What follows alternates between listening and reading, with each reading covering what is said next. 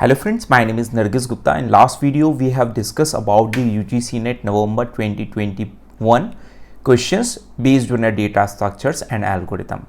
In this video we will discuss another 4-5 questions based on a data structure and algorithm UGC NET November 2021.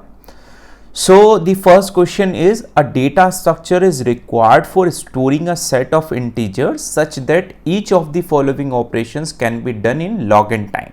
सो हमें जितने भी operations होंगे इस questions में वो लॉग एन टाइम में होंगे, where n is the number of element in the set.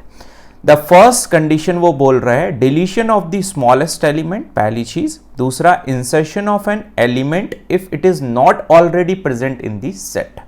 मतलब पहला ऑपरेशन वो बोल रहा है स्मॉलेस्ट एलिमेंट को डिलीट करना है, दूसरा ऑपरेशन बोल रहा है इंसर्ट करना है एलिमेंट को, लेकिन वो एलिमेंट आपको ऑलरेडी प्रेजेंट नहीं होना चाहिए सेट के अंदर. Which of the following data structure can be use for this purpose. यहाँ पे आपको ऑप्शंस में दो टाइप के डेटा स्ट्रक्चर्स गिवन है. First one is a heap और second one is the balanced binary search tree, मतलब AVL ट्री. इससे रिलेटेड क्वेश्चन है. तो देखिए इस क्वेश्चन में सबसे पहले यदि अपन पहले ऑप्शन की बात करें, deletion of the smallest element की मैं बात करूं, तो deletion of the smallest element, let suppose यदि आप मिन हीप की भी बात करेंगे तो मिन हीप में रूट नोड पे ही आपका सबसे स्मॉलेस्ट एलिमेंट प्रेजेंट होता है. दिस इज द मिन हीप. और यदि बाइनरी सर्च ट्री की बात करें, ABL ट्री की बात करें, क्योंकि उसने बोला बैलेंस बाइनरी सर्च ट्री, तो ABL ट्री की जब आप बात करेंगे तो ABL ट्री के केस में भी यदि आप देखेंगे, या बाइनरी सर्च ट्री का ही सिंपल सा केस ले लें, या ABL बोल रहे हैं अपन, तो यहाँ 10 है और तो 10 से लेस है 1, तो यहाँ 1 है और यहाँ पे 15 है. ठीक है. यदि इसका भी मैं इन ऑर्डर ट्रेवर्सल निकालूं बाइनरी सर्च ट्री का या फिर बैलेंस बाइनरी सर्च ट्री का, तो इन ऑर्डर ट्रेवर्सल क्या आता है, ऑलवेज आपका असेंडिंग ऑर्डर में आता है. मतलब जो स्मॉलेस्ट एलिमेंट है वो सबसे पहले ही विजिट होगा लेफ्ट मोस्ट चाइल्ड. अब यहां जब हम विजिट करेंगे तो it takes the log n time. ठीक है. यदि आपने बाइनरी सर्च ट्री या ABL पढ़ा है तो उसमें यदि किसी पर्टिकुलर एलिमेंट को सर्च करना है तो it takes log n time. तो ये तो हो गया परफेक्ट, ये हो गया मेरा BST और balance binary search tree. Now यदि आप हीप की बात करेंगे तो हीप के केस में भी यदि आप देखें तो फर्स्ट एलिमेंट जो है आपका, वो फर्स्ट एलिमेंट आपका सबसे मिनिमम होगा. यदि मैं मिन हीप की बात करूंगा, हीप में भी दो तरह के हीप है, एक मिन हीप है, एक मैक्स हीप है. तो मिन हीप के केस में आपको फर्स्ट एलिमेंट सबसे मिनिमम मिलेगा, देन उसके बाद में जब आप 85 ऑपरेशन को कॉल करेंगे तो it takes log n time, तो ये भी आपका लॉग एन टाइम में हो जाएगा. तो फर्स्ट केस में तो दोनों परफेक्ट हैं, मतलब ABL tree, balance binary search tree और मिन हीप, दोनों के केस में it takes log n time. But second operation की बात करें, यदि सेकेंड ऑपरेशन में हम देखें तो सेकेंड ऑपरेशन क्या बोल रहे हैं वो, insertion of an element if it is not present already present in the set. मतलब लेट अस अज्यूम इसी ट्री में मुझे कोई एक एलिमेंट को इंसर्ट करना है, x equals to let us assume 1 को इंसर्ट करना है. तो x इक्वल्स टू 1 ऑलरेडी मेरा यहां पे प्रेजेंट है, तो ये एलिमेंट इंसर्ट नहीं होना चाहिए. तो ये एलिमेंट प्रेजेंट है या नहीं, ये आपको पहले फाइंड आउट करना पड़ेगा. ठीक है. तो यदि BST होगी तो उस केस में आप क्या करोगे, 10 से लेस है तो 1 पे आ गए, तो 1 आ गए तो दोनों एलिमेंट इक्वल मिल गए. तो यहां पे आप लॉग एन टाइम में फाइंड आउट कर पाएंगे कि इंसर्ट भी कर देंगे. लेट अस अज्यूम मुझे 1 को ही फाइंड आउट करना है, तो 1 को इंसर्ट करा तो यहां 10 से लेस और 1 पे आ गया, तो 1 इक्वल्स टू 1 मिल गया. ये पर्टिकुलर एलिमेंट इक्वल्स टू जिस एलिमेंट को अपन इंसर्ट करना चाह रहे हैं वो मिल गया. तो मिल गया तो आप इंसर्ट नहीं करेंगे, और नहीं मिला तो आप उसको इंसर्ट कर देंगे सेम एलिमेंट को. तो it takes the log n time. But यदि इसी प्रोसेस को मैं हीप के अंदर परफॉर्म करूं तो हीप में लेट अस अज्यूम मैं और भी एक हीप बना लेता हूं जिसमें कुछ एलिमेंट इस तरह से हैं 3, 4, 5, और लेट अस अज्यूम मुझे 5 को इंसर्ट करना है.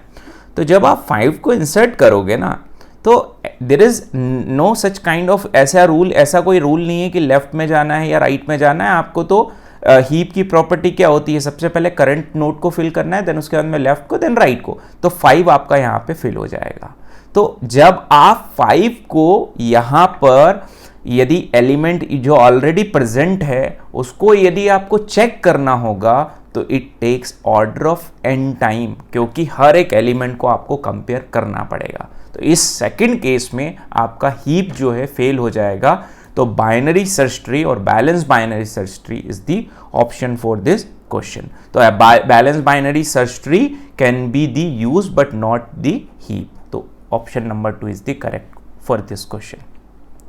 Now next one, the next question is, यदि आप नेक्स्ट क्वेश्चन की बात करेंगे तो next question given below are 2 statement, बहुत बेसिक से स्टेटमेंट्स हैं। और याद रखिए यूजीसी नेट की जब हम प्रिपरेशन करते हैं तो यूजीसी नेट, यदि आपने GATE previous years questions already लगा चुके हैं किसी भी पर्टिकुलर सब्जेक्ट के, लाइक हम कंप्यूटर साइंस की बात कर रहे हैं तो कंप्यूटर साइंस में गेट प्रीवियस ईयर्स के लगा लिए, तो 90% क्वेश्चंस वहीं से आपके यहाँ पे फ्रेम होते हैं, डिज़ाइन होते हैं, वही एज इट इज़ क्वेश्चंस आ जाते हैं।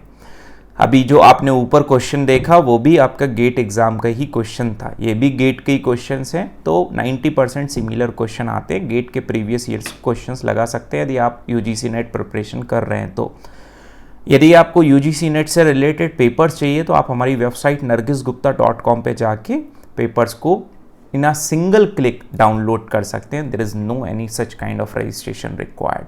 So it is basically a single platform where you can find the all computer science related study materials, papers, video lectures, notes, study test, and so many things are available. So second question is, in दो statement हमें given है। Statement number 1 की बात करें, in an undirected graph number of odd degree vertices even. देखिए आपको एक undirected graph बोल रहा है वो, there is no direction, let us assume हमने ये ग्राफ बना लिया। इसमें ये बोल रहा है वो, यदि ऑड डिग्री की बात करें, डिग्री मतलब लेट अस अज्यूम ये वर्टाइसेस ए है, ये बी है, ये सी है, ये डी है। इस वर्टाइसेस की डिग्री कितनी, मतलब इससे एजेस कितने कनेक्टेड हैं, कितने वर्टाइसेस कनेक्टेड हैं, 1 2 3, तो इसकी डिग्री हो गई 3। इससे कितने कनेक्टेड है, 2, तो 2, इसकी 3, तो इससे 2। तो वो ये बोल रहा है कि जो ऑड डिग्री है किसी भी अनडायरेक्टेड ग्राफ में, तो यहां पे ऑड डिग्री कितनी है, 3 और 3 कितनी हो गई, 2। तो 2 टोटल ऑड डिग्री वर्टाइसेस हो गए आपके। वो ऑलवेज जो उनका काउंट होगा ऑड डिग्री वर्टाइसेस का वो इवन होगा, ये 1 ये 2। कोई भी ग्राफ ले लें आप, लेट अस अज्यूम मैं इसको ऐसे बना दूं, तो यहाँ 1 2 3 1 2 3 1 2 3 1 2 3 ऑड डिग्री हो गए, सबके 3 3 डिग्री हो गई। कितने हो गए ऑड डिग्री वर्टाइसेस, 1 2 3 4। तो ऑलवेज वो इवन होंगे। तो statement number 1 is the correct statement. Statement number 2, in an undirected graph sum of degree of all vertices is even. ठीक है, वो ये बोल रहा है अनडायरेक्टेड ग्राफ में यदि हम बात करें कि तो sum of degrees of all the vertices are even. मतलब लेट अस अज्यूम यही क्वेश्चन फिर से बना लूँ, इसकी डिग्री 3, इसकी 2 3 2। वो ये बोल रहा है इन सारी डिग्रियों का जब आप सम करेंगे तो वो ऑलवेज आपका इवन आएगा। ठीक, करके देख लीजिए आप। लेट अस अज्यूम ये 3 ये 3, तो 3 + 3 + 3 + 3 12, तो क्या हो गया आपका इवन। और यदि अपन देखें तो मैं और भी वर्टाइसेस आपको ड्रॉ करके दिखा देता हूं जो अनडायरेक्टेड है। लेट अस अज्यूम ये आपका एक ग्राफ है, तो इसकी डिग्री 1 2 1 2, इसकी डिग्री 1 2 3, इसकी 1 2 3, इसकी 2, इसकी 2 2, तो 3 + 3 + 2 + 2 + 2 कितना हो गया आपका 12। तो डिग्री के जो वो सम है वो इवन आएगा हर एक वर्टाइसेस के। तो both the statement are true. So both statement 1 and 2 are true is the correct option for this question. Now next one, the next question is ये बहुत अच्छा और बहुत लॉजिकल क्वेश्चन है, इसको आपको थोड़ा सा समझना पड़ेगा। 2 बैलेंस बाइनरी सर्च ट्रीज हमें गिवन है, balance binary trees are given. ठीक, अब बैलेंस्ड बाइनरी ट्री की बात कर रहा है ये। तो बैलेंस बाइनरी ट्री की हम बात करें तो बैलेंस मतलब ये है कि जो पर्टिकुलर बैलेंस्ड है। ठीक है, लेट अस अज्यूम, मतलब आपको बैलेंसिंग फैक्टर चेक करना है। ये बेसिकली ABL ट्री है, बैलेंस बाइनरी ट्री। अब ये ट्री आपकी बैलेंस्ड है और एक और है जो ट्री आपकी बैलेंस्ड है, क्योंकि बैलेंस की बात करेंगे तो ABL ट्री की हम बात करेंगे। लेट अस अज्यूम ये आपकी, तो ये भी आपकी ट्री बैलेंस है। बैलेंसिंग फैक्टर चेक कर सकते हैं, 0 0 0 0 2 -1 कितना हो गया आपका +1, 0 0 0 0 और ये कितना हो गया 1 +1 1 2 1 2, तो ये कितना हो गया आपका 0। सो दोनों की डिग्री क्या हो गई आपकी, यदि आप देखें तो ये this is a balance binary tree, ठीक, और बाइनरी सर्च ट्री और ABL ट्री हम बोल सकते हैं। They can be merge into a balance binary search tree. दो बैलेंस बाइनरी ट्रीज हैं, या ये कह लो दो बैलेंस बाइनरी सर्च ट्रीज हैं, उनको आपको मर्ज करना है।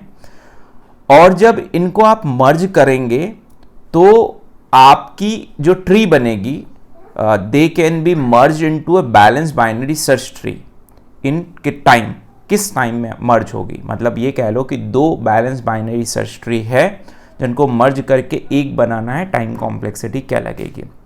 एक का बोला है कि m टाइम होगा, एक में late us assume m number of elements हैं, एक में n नंबर ऑफ एलिमेंट्स हैं, ठीक है। तो यहाँ पर यदि बैलेंस बाइनरी सर्च ट्री है तो इसको आप निकाल लें। लेट अस अज्यूम मैं इसको ड्रॉ कर देता हूँ, इसमें कुछ एलिमेंट्स हैं, यहाँ कुछ एलिमेंट्स हैं 15 हैं, या यहाँ पे आपका ये कह लें 13 है, यहाँ पे 14 है, यहाँ पे 2 है, यहाँ पे कोई 20 है, उससे लेस यहाँ पे 18 है। तो ये हो गई दो बैलेंस बाइनरी सर्च ट्री। अब इनको मर्ज करना है, तो इस क्वेश्चन में हम क्या करेंगे, सबसे पहले आप दोनों का इन ऑर्डर फाइंड आउट कर लीजिए, ठीक है, और किसी एरे में स्टोर कर लीजिए। तो इन ऑर्डर हमें पता है कि क्या होगा, ऑलवेज असेंडिंग ऑर्डर में होगा। तो 7 8 9 10 और 12 ये इसका इन ऑर्डर निकल गया। इसका भी इन ऑर्डर फाइंड आउट कर लीजिए, एक पर्टिकुलर एरे में स्टोर कर लीजिए। तो ये हो गया 2, यहाँ हो गया 13, देन 14 और देन यहाँ पे हो गया 15 18 और 20। ये इन ऑर्डर ट्रैवर्सल हमने निकाल लिए, ये M ये N। और दोनों पर्टिकुलर इन ऑर्डर ट्रैवर्सल जो निकालें तो ये दो सब ग्राफ आपके पास बन गए। दोनों ग्राफ को मर्ज कर दीजिए, मतलब दोनों array, sorry not a graph, दोनों एरे को आप मर्ज कर दीजिए। तो दोनों को मर्ज करेंगे तो टाइम क्या हो जाएगा, order of m plus n, इसका टाइम प्लस इसका टाइम। तो दोनों को मर्ज कर दिया अपन ने। तो जब दोनों को आपने मर्ज कर दिया तो अब आपके पास में एलिमेंट्स आ गए एक पर्टिकुलर एरे में। बस जो एलिमेंट आ गए उससे आप ट्री तो आपको ड्रॉ करनी है, तो ईजिली अपन ट्री को ड्रॉ कर सकते हैं। तो हम ये बोल सकते हैं कि जब हम दो बैलेंस बाइनरी सर्च ट्री को मर्ज करें, मतलब दोनों के इन ऑर्डर निकालें, दो एरेज में स्टोर करें और स्टोर करके एक एरे में इन दोनों को मर्ज कर दें एलिमेंट्स को, देन उसके बाद में आप ट्री को ड्रॉ कर दें। तो it takes order of m plus n time, ठीक है। So option B is the correct option.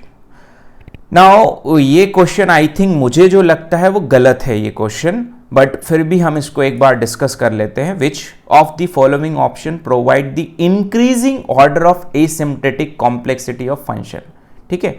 अब इंक्रीजिंग ऑर्डर मींस आपका आई थिंक यही होता है कि असेंडिंग ऑर्डर की बात करते हैं अपन, 10 से इंक्रीज हो रहा है वैल्यू 20 30 40 इस तरह से and so on, this is the increasing order, मतलब असेंडिंग ऑर्डर।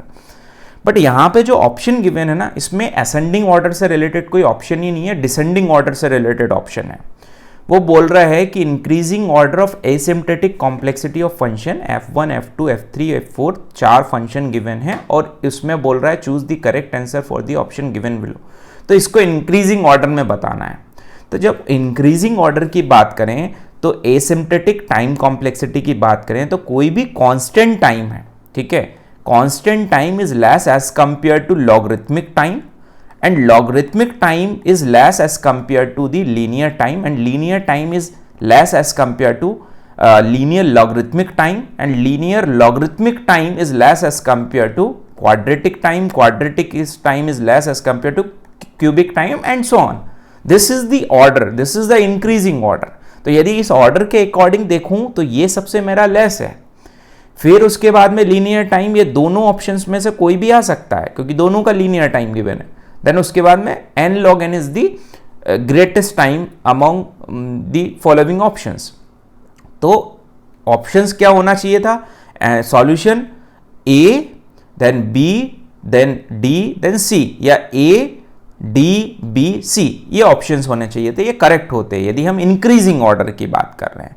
तो ये क्वेश्चन गलत था, बट क्योंकि गलत था और आपको तो टिक करना है भाई, कुछ ना कुछ तो टिक करना पड़ेगा अपने को, तो इस केस में आप क्या टिक कर सकते थे, जस्ट अपोजिट, कि पहले सी हो सकता था एन लॉग एन, फिर इनमें से कोई भी एक ले सकते थे, फिर इनमें से ले सकते थे, बट आप कुछ भी टिक करें आपका ऑप्शन सही माना जाएगा, क्योंकि ये क्वेश्चन में जो ऑप्शंस गिवन है वही इनकरेक्ट है। ठीक है, तो करेक्ट ऑप्शन इसका बनेगा ए, बी, डी और सी, ए, बी, डी और सी, या A, D, B, C, this is the correct option. इन दोनों में से कोई भी एक आपका करेक्ट ऑप्शन होगा। So this is all about the UGC net November 2021 data structures and algorithm question papers.